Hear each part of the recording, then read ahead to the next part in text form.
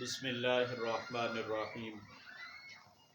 عزیزان محترم و مکرم دوستوں اور بزرگوں، ہم آپ حضرات کے سامنے ایک اور سلسلہ شروع کرنے جا رہے ہیں۔ ہمارے ملک میں جنوبی پنجاب کے اندر ایک بہت بڑے اللہ والے گزرے ہیں، اور وہ اپنی خانقاہ کے اوپر جامع مسجد کے اندر ہر جمعرات کو شب جمعہ کے موقع کے اوپر مجلس ذکر کروایا کرتے تھے، اور اس مجلس کی جو بیانات ہیں ان کی زندگی کے، وہ ایک کتاب میں بند کر دیے گئے ہیں۔ ان حضرت کا نام قطب الاقطاب شیخ المشائخ حضرت مولانا علی مرتضیٰ نقشبندی رحمۃ اللہ علیہ ہے، جو شیخ فضل علی قریشی صاحب رحمہ اللہ تعالی علیہ کے خلیفہ مجاز بھی تھے، اور ان کے اجل خلفاء میں سے تھے۔ تو آج سے انشاءاللہ اس سلسلے کو بھی شروع کر رہے ہیں۔ یہ مجالس مرتضویہ شب جمعہ کی تقاریر کا مجموعہ ہے۔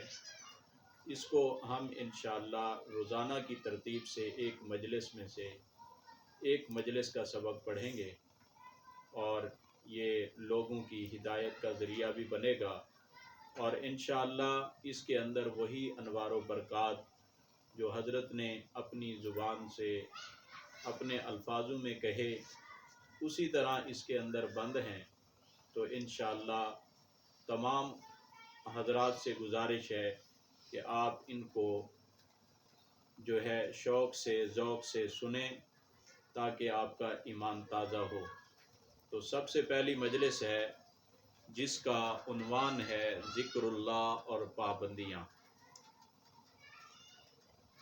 تو تمہید کے بعد یہ یہاں سے شروع ہوتی ہے، بسم اللہ الرحمن الرحیم، وَاذْكُرُوا اللَّهَ كَثِيرًا لَعَلَّكُمْ تُفْلِحُونَ۔ حضرت نے فرمایا آپ کو تکلیف ہوئی، میری آواز کمزور ہے، کچھ دوستوں نے کھڑے ہو کر بولنے سے منع فرمایا ہے، اس لیے بیٹھ کر بات کرتا ہوں۔ دوسری وجہ یہ ہے کہ آج کچھ تکلیف ہے جس کا اظہار میں نے خاص دوستوں کے سامنے کیا ہے، اور جو ہمارا مالک حقیقی ہے اس کی خدمت میں بھی عرض کیا ہے، مگر عام اظہار نہیں کرتا کیونکہ آپ لوگ پریشان ہوں گے۔ حق تعالیٰ کا ارشاد ہے کہ اللہ کو بہت یاد کیا کرو تاکہ تم فلاح پاؤ۔ اللہ تعالیٰ اپنے ماننے والوں کو فرماتے ہیں کہ اگر فلاح چاہتے ہو، اللہ کے عذاب، مصیبت اور تکلیف سے چھٹکارا چاہتے ہو، تو اللہ کو بہت یاد کیا کرو۔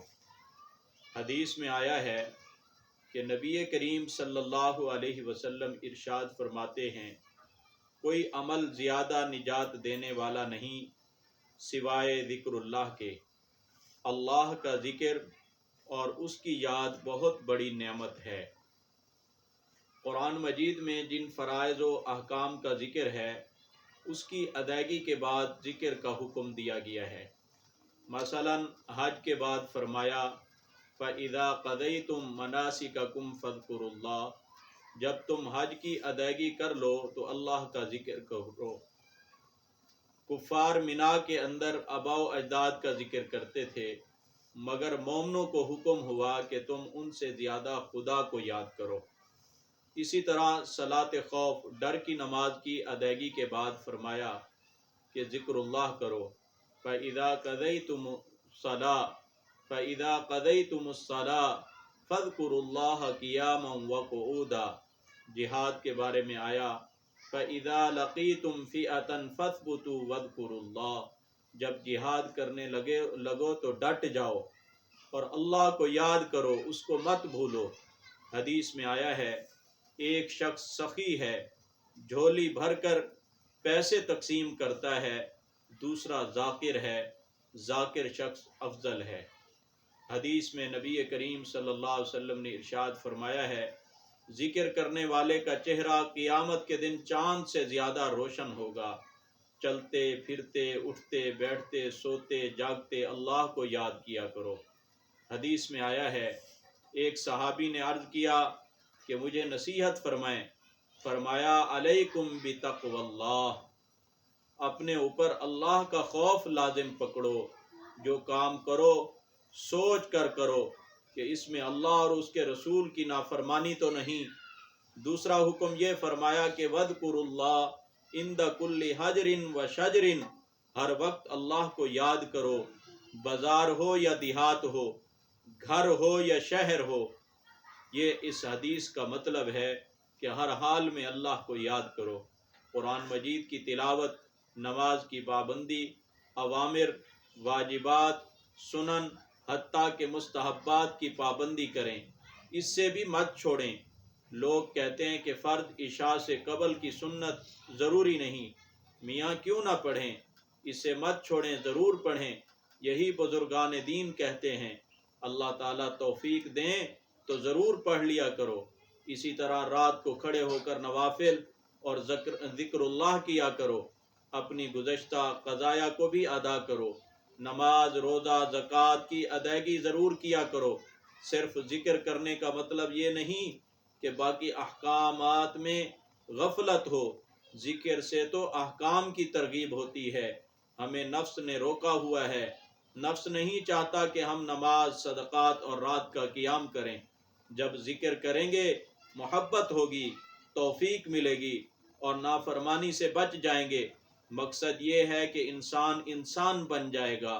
مولانا تھانوی رحمۃ اللہ علیہ فرماتے ہیں کہ میں چاہتا ہوں کہ انسان بن جائے، مسلمان بن جائے، یہ نہیں کہ کشف و کرامات کا صدور ہو جائے یا لوگوں میں تیری شہرت ہو جائے۔